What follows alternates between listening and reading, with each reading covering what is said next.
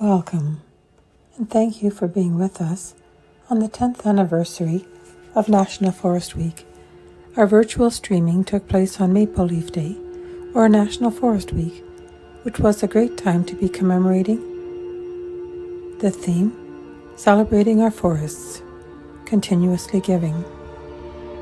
Coming up is the first National Day for Truth and Reconciliation on September 30th, 2021. This is the same day as Orange Shirt Day. In light of the revelations of over 1,000 unmarked graves near former residential school sites, Canadians are encouraged to wear orange shirts on this National Day of Remembrance for the victims of the Canadian Indian residential school system, a Canadian statutory holiday. The afforestation areas are situated in the West Swale Urath Island Glacial Spillway, a sacred site in Treaty 6 territory and homeland of the Métis. Those who entered into Treaty 6 are the Nihiawak, Cree, Nakawe, Saulteaux, and the Yankton and Yankatoni Nakota people. May our relationships with the land, standing peoples, forests, and waters teach us to honor and respect the past and invite us to move forward in harmony. May we all come together as friends to find inspiration and guidance from histories, languages, and cultures which broaden our understanding and community collaboration for the present and future. We are grateful here for this presentation by Patricia Stirbys, an Indigenous Relations Specialist, and Peter Croal, geologist and International Environment and Development Advisor, co-founders of the National Healing Forests Initiative. This virtual connection provides a time to learn more about the National Healing Forests in this era of truth and reconciliation.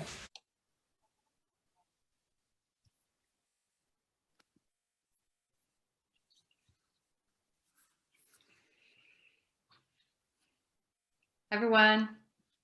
Hello, everyone. Hey, Peter. Hi, Patricia. So I want to say, first, thank you, Julia, for the kind introduction and for the land acknowledgement that you made. And happy Maple Leaf Day, September 22nd. Yeah, that was wonderful, Julia. Thanks very much for this opportunity. And Patricia and I are happy to be with you and to share the news of the Healing Forest with your great team. And got to do a few little technical things here, but thanks very much, and I hope you enjoy the presentation.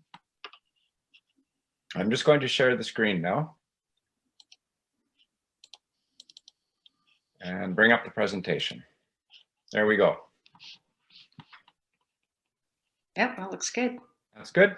So Patricia is going to start, and I'll advance the slides, and Patricia can let me know when she's done talking on her respective slide. So thanks, everybody.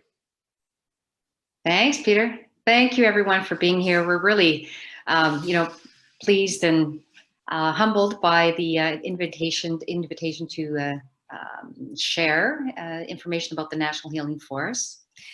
And we'll change to the next slide. We'll start with motivations. We all have our reasons for doing certain things. When I looked at the list of themes and the sub themes that you had for National Forest Week, I see themes that are important to us too. Like ecology and benefits of trees, heart, mind, and soul stories, First Nation cultural practices, and others. That's something that's really dear to Peter and I as well. And so we've got, for the National Healing Forest, Peter and I have our motivations for developing this initiative. And, when we look at this first slide, that's a picture of Maryville Indian Residential School. And for me, part of the motivation for, co-developing this initiative is because many members of my family attended residential school. My mother in particular, my aunts and uncles attended this particular school, which was located, on our reserve, steps away from your homes, but you were never actually able to visit with your family. I think of them and how they were impacted by attending this school. And then from there, we all know that the next generations also suffered from the previous generation's traumas. And we'll talk about that in a moment. And I just want to ask Peter, maybe give you a chance, to talk about what your motivation is for, being one of the co-developers of this National Healing Forest Initiative. Thanks, Patricia. Yes, I'm a retired geologist, and I worked for the Canadian International Development Agency for a number of years, and also for the Department of Indian Affairs and Northern Development. So I spent a lot of time with First Nations in Canada and overseas. And in that 35 years of those associations and friendships, learned an awful lot about the trauma of the residential school system. And so my motivation is basically to try to, I don't know if we can right the wrongs, but move forward, help Canada move forward in this this journey of reconciliation in our own way. And our way is this idea that came to us about developing spaces across the country where people can gather to talk and learn and heal and express their feelings about reconciliation. Thanks, Peter. And so let's just talk very briefly about some of the history and the context, of residential schools. There's way more than what we're presenting here today, but Indian residential schools were developed by Christian churches and the Canadian government to educate, convert, and really assimilate Indigenous youth and people really into Canadian society. And as we know, these schools broke up families and created long-term issues that communities are still trying to resolve as multiple generations deal with the aftermath of that particular experiment. Starting, around the 1870s, there was interest by really both the federal government and Indigenous nations in particular the Western provinces to include schooling provisions in treaties. And the reasons were quite different. Indigenous people, wanted their youth to learn skills and ways of the newcomers, which would help them in a new world being dominated by these newcomers. And for the federal government, with the BNA Act and then the new Indian Act of 1876, the government was required to provide Indigenous youth with an education. And sort of further in government desires was to assimilate Indigenous people. And there was also this other idea to make Indigenous people more economically self-sufficient. So if we look, at the next page, just a little bit more about residential school objectives, thus began this collaboration with Christian churches and the establishment of residential schools. Unfortunately, the federal educational policy in the late 1800s, really sought the development of these custodial or residential schools. And these were not at all the kinds of schools and education that Indigenous leaders were hoping for their youth. And we know that, in total, there were about 130 residential schools that operated in Canada between 1831 and 1996. The earlier schools were a little bit different, but there were about 150,000 students that attended residential schools, and more than 6,000 students died at residential schools. There are kind of incomplete records on the number of deaths. And the last residential school had closed in 1996, and that was Gordon Residential School in Saskatchewan. Really it starts with, federal government leadership, wanting to end the Indian problem. Sir John A. Macdonald wanted to take the Indian out of the child. And so, there were these church-run, government-funded schools that were created. And so that led us down a very dark history. Besides what happened in residential schools, we've got 500 years with the next slide. 500 years, we say 500 years, like so many years, even before the 1800s. So much was taken from Indigenous communities, from lands, the language, the culture, not being able to practice one's culture, children, were taken away from their families to go to residential schools. Then there was the 1960s scoop and on, and sacred knowledge and really hope and the identity of Indigenous people, which we know, across many cultures, your loss of your culture and loss of hope that can lead to many negative things in the future.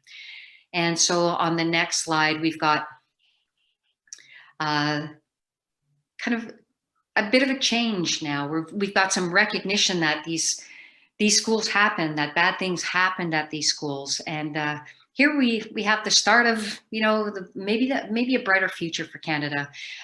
Peter and I met here, the Reconciliation Walk, in May of 2015.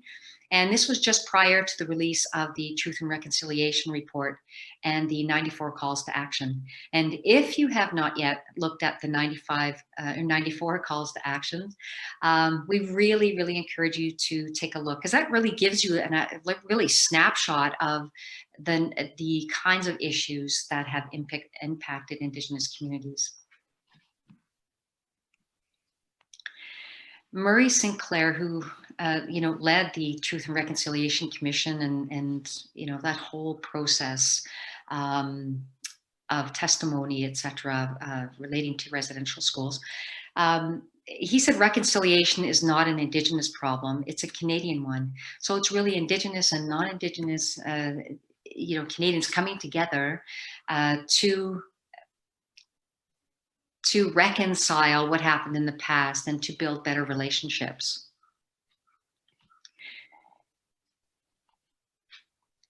And so I'll turn it over to Peter in a second. He's going to talk about a little bit more about the National Healing Forest Project and about how you can get involved. And it really is about creating outdoor green spaces for reconciliation, what we call, reconciliation, and building community. So from there, I will share it, pass the screen over to you, Peter.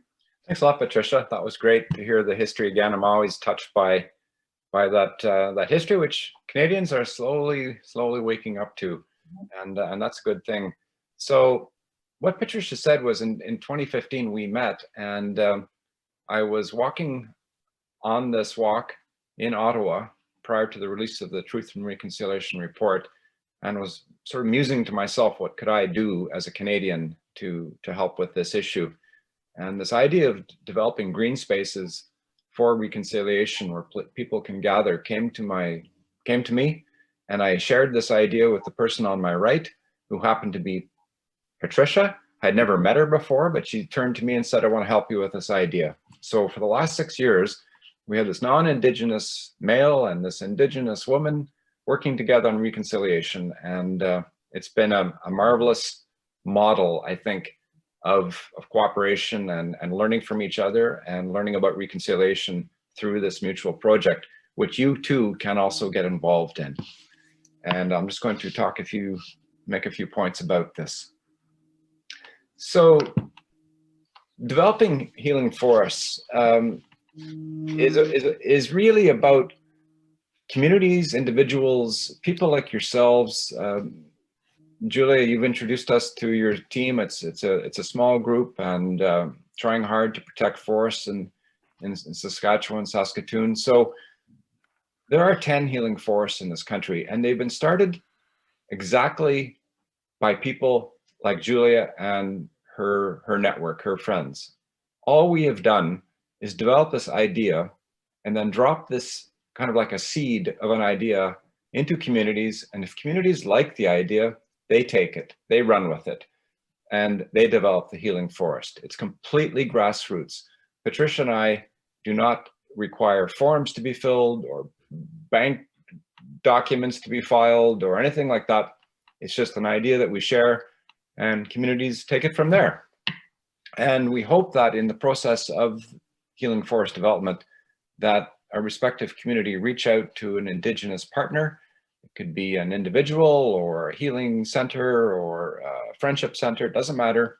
As long as if the healing forest is being developed on traditional territory of a First Nation, then some effort is made to contact the traditional residents of that territory and invite them into the process of developing a healing forest.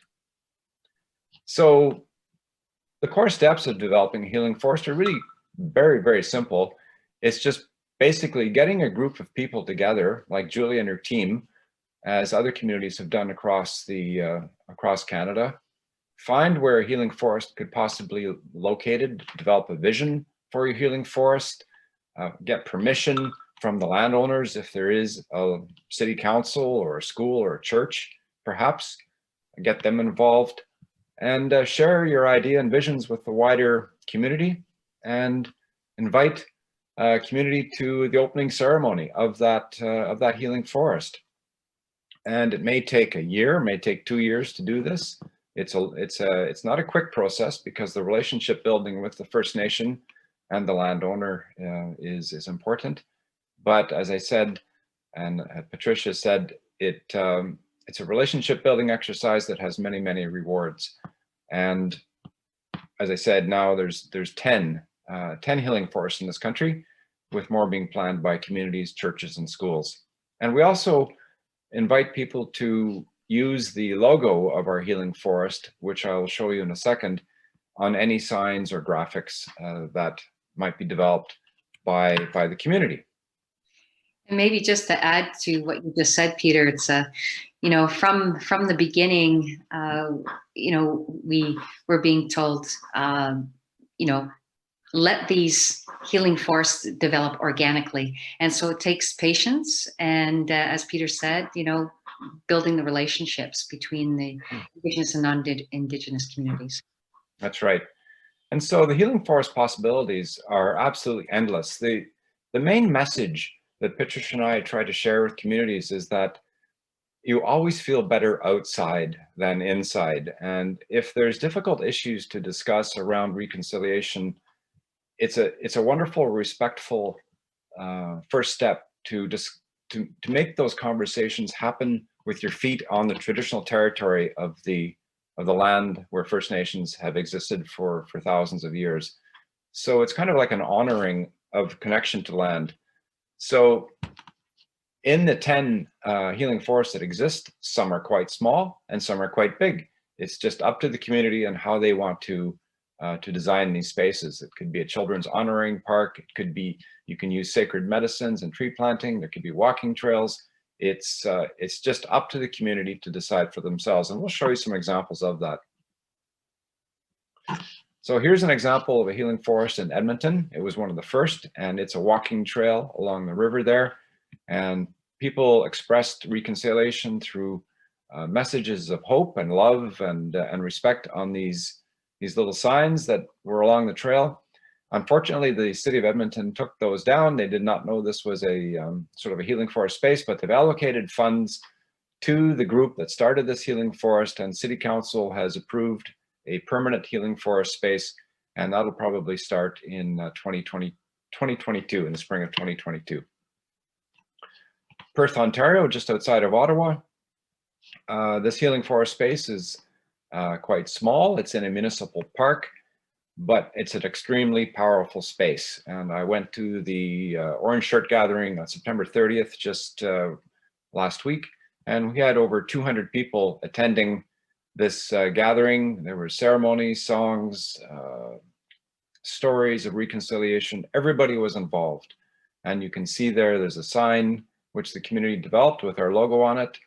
And there's a beautiful stone that the city brought in with our logo on a bronze plaque as a place to sort of center the energy in Healing Forest. And you can see there's some medicinal plants in the background that were planted by the community. Winnipeg has taken a bit more elaborate approach. This healing forest was started by a university professor at the University of Winnipeg, and the city has allocated quite a substantial amount of money to design a very beautiful space in one of Winnipeg's municipal parks. And this will be probably completely finished and dedicated in the spring of 2022. And healing forest can be developed on private land. It doesn't have to be public land. This is a healing forest just east of Montreal in a place called Fitch Bay. And Patricia went to the opening of that. You can see Patricia there near the sign on the right-hand picture with the logo. And that landowner there is absolutely passionate about trees. Terry Lukes is his name. And he contacted us when he heard about this initiative and said, I've got 15 acres of land and I want to dedicate a small part of that land to the Healing Forest Project. And he did that in cooperation with his community. And every year he has gatherings that he invites First Nations people in, and there's ceremony and food and discussions about reconciliation. It's a very dynamic space that he's created. This one here is just recently opened last week. It's the Riverside Public School in Cape Breton. It's called the Knowledge Keeper's Path in Healing Forest, and it's a 2-kilometer trail that was developed just on the outskirts of the school. The school borders a forest, and the principal of that school worked in close cooperation with Mi'kmaq community, and together they developed this incredible teaching and reconciliation space. The actual Healing Forest is right behind that student in the green shirt. They saw this birch tree growing out of the rocks, and they said that must be kind of a sign. So they decided to put the Healing Forest space right there where this birch tree is growing out of the rocks. And people can gather in this particular space here to talk about reconciliation, share stories, and learn about this history and how to take this history and transform it into something more positive for the relationship between Canadians and First Nation people. Yeah, one of the reasons that I really love that Riverside project is because the students were so involved with the development of the space, and with the different learning opportunities along its 2-kilometer path. So it's one of the reasons I love it. And Peter and I were able to, attend some of the online meetings that they had. It was just great to see these little children, participating. It was really lovely. Yeah, small kids, and some of the older kids. So that was really lovely. It's really good. And CTV News was at the opening and did a 2-minute clip, which we can also send to if you want to have a look at that. So 10 healing forests, progress to date, and more being planned. They're all unique. We have a student at Dalhousie University that's doing a thesis on the healing forest concept as part of reconciliation. And something quite interesting here is that the Royal Canadian Geographic Society has used the healing forest concept as a way to teach about reconciliation. And they have developed an actual module, a teaching module that any teacher in Canada can use in their primary schools to teach about reconciliation. And we can certainly provide that to Julia and to your group if you wish. And of course, we've just talked about the Cape Breton healing forest at Riverside Public School.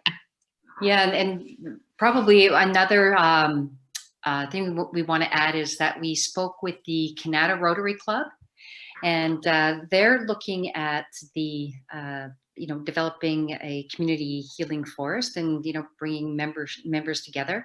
And I think this might bode well for maybe stretching across Canada under with a number of healing forests being developed by Rotary Club members. So we'll see how that all rolls out in the future. That's right. So here's the logo that we have developed by Marcoon Design.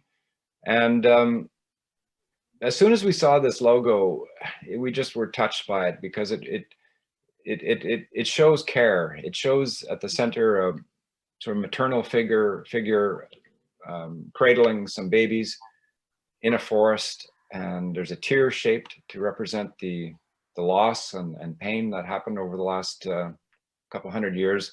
And at her feet to the left and right are young Indigenous youth as part of the Healing Forest Initiative, representing the future, but also the lives lost and the trauma that continues to march across this country because of this whole history that we have.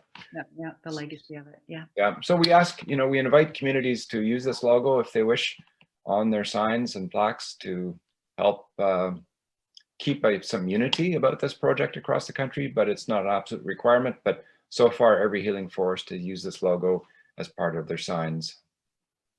And most of the healing forests too are using some of the words from this sort of a sample plaque that shows why this healing forest is there, and with the website to point readers or participants of a healing forest ceremony to where they could get more information to help spread the news about this project.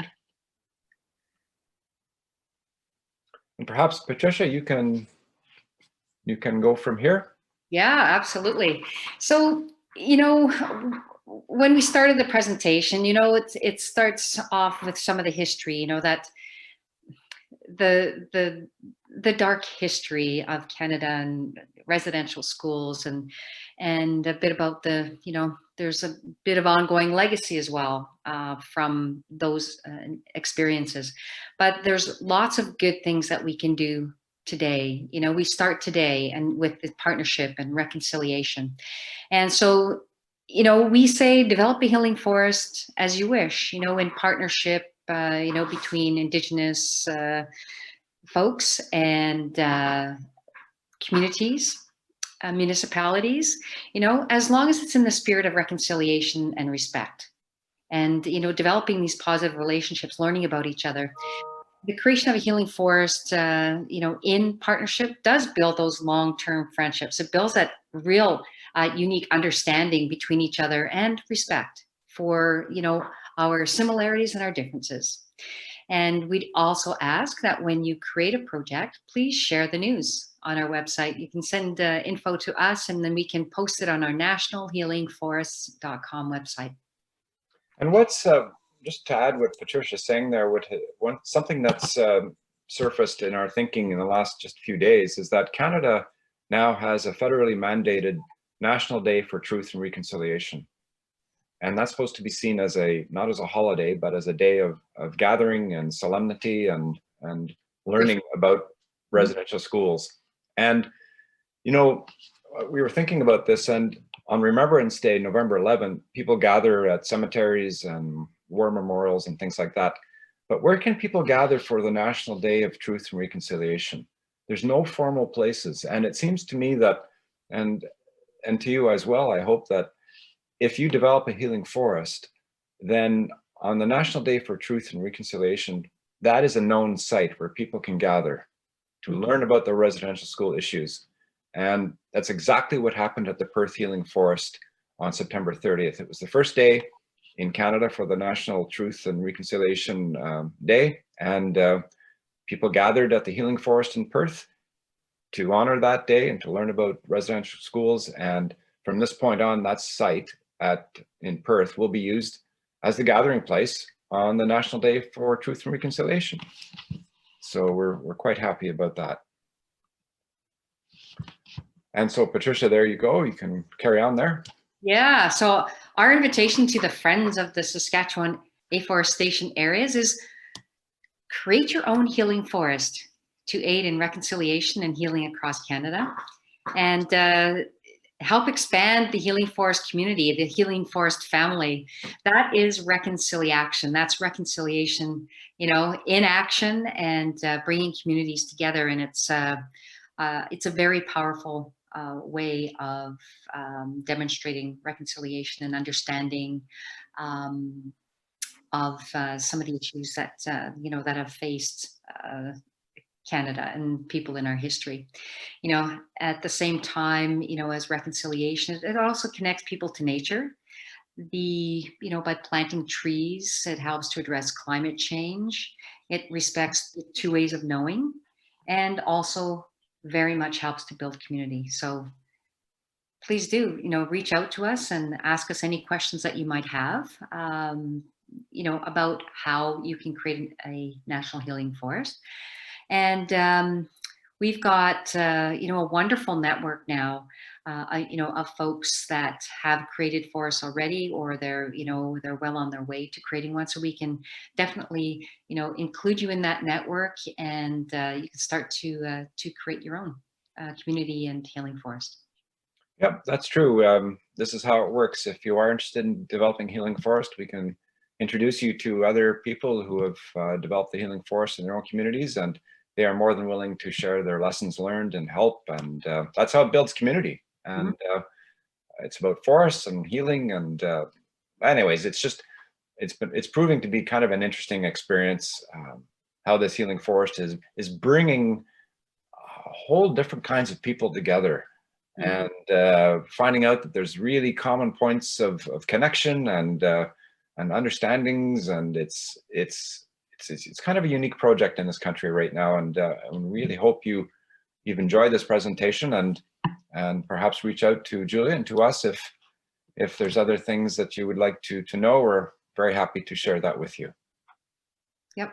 Happy to answer any questions you may have. Thanks, everyone. Thank you very much, everybody. And Julia, thank you very much for this opportunity. And we hope we hear from you. So hope you guys have a great day, great week ahead. All the best. All the best. Thanks very much. Bye now.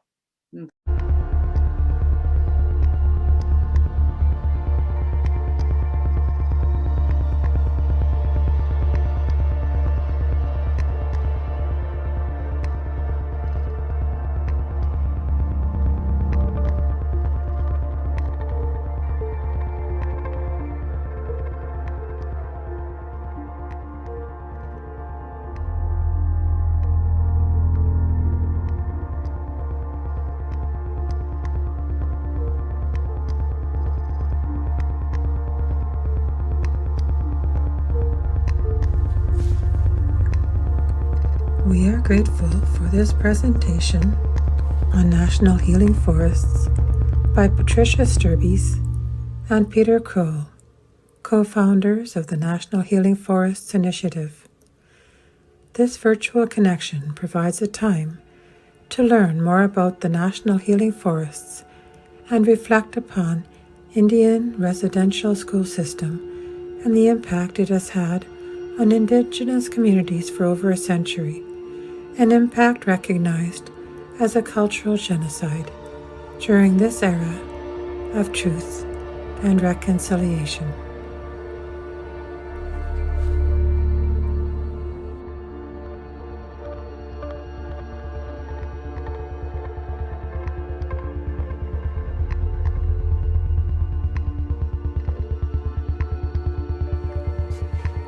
During National Forest Week, or during the National Day for Truth and Reconciliation, why don't you come out to the Saskatoon afforestation areas, George Jenneru Urban Regional Park and Richard St. Barbe Baker afforestation area are located on the southwest edge inside the city of Saskatoon, near the CN Chapel Yards.